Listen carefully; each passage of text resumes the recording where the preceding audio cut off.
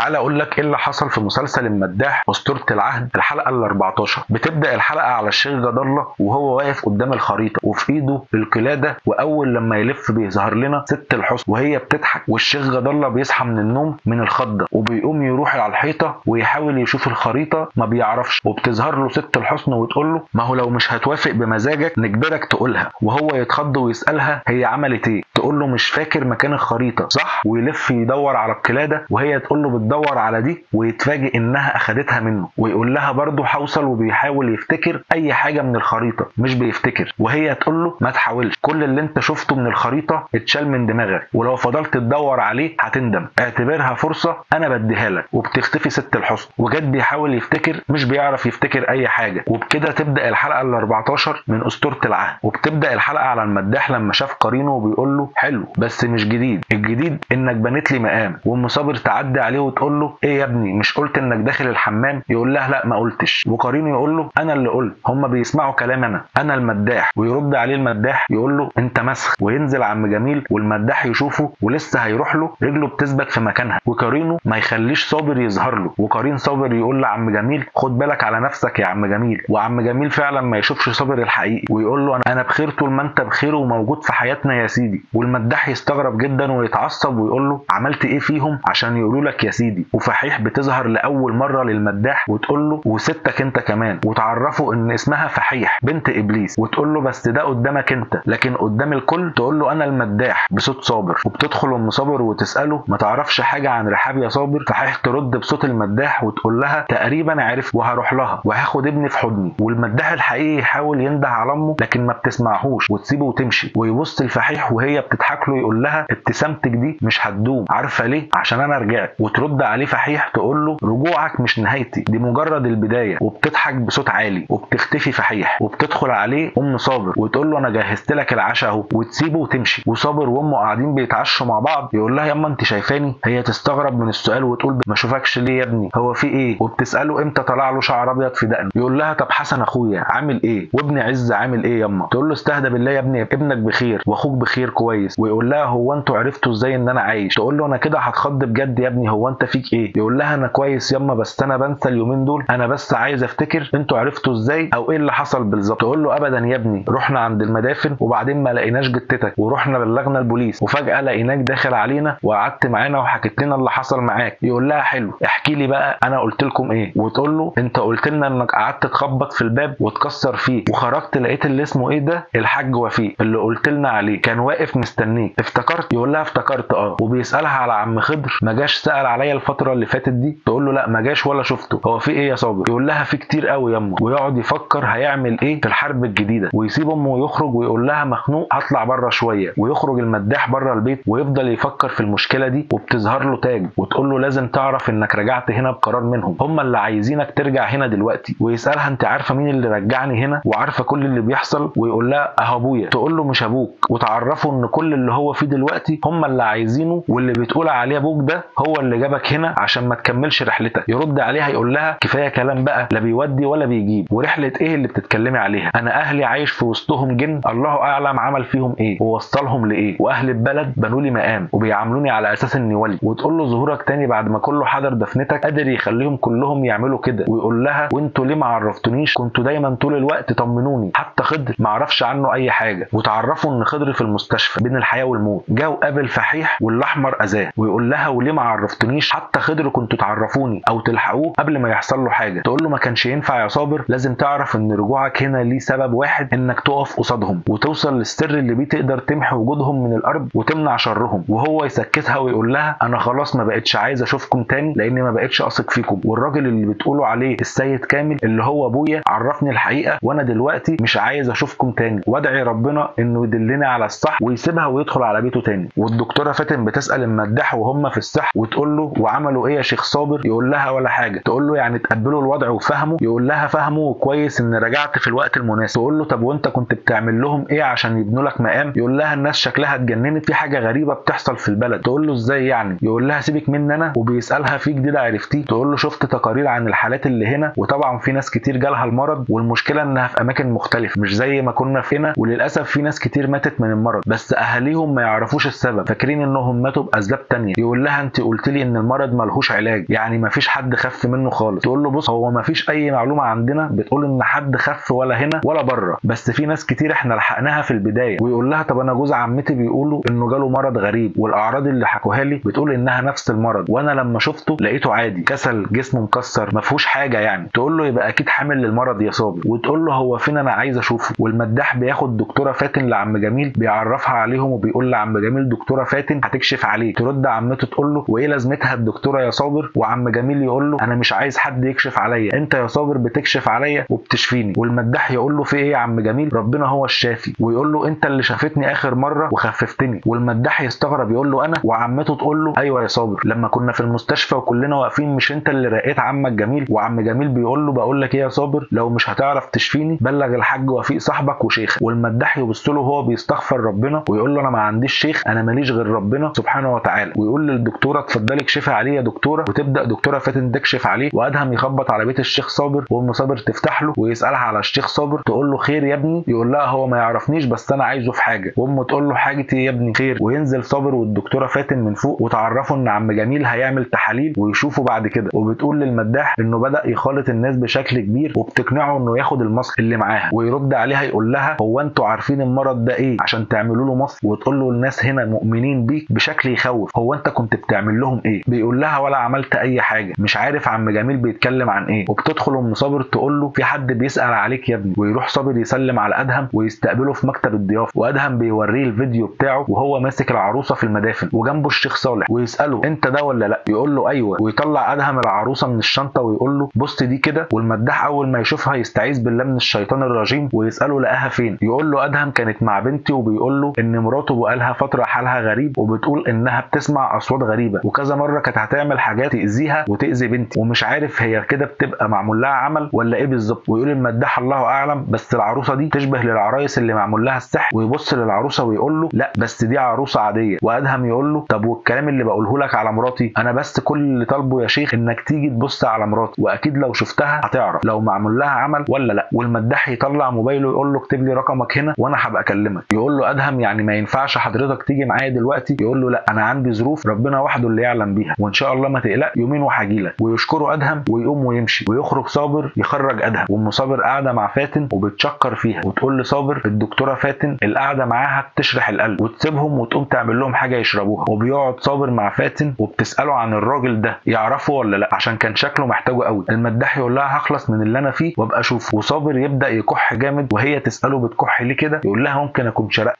وبتبص على ايده تقول له ايه اللي في ايدك ده يا صابر؟ وهو يبص ويتخض ان لون بشرته بدا يتلون بالاسود، يعني هو كمان ابتدى يظهر عليه المرض. وبكده نكون خلصنا الحلقه ال 14 من اسطوره العهد.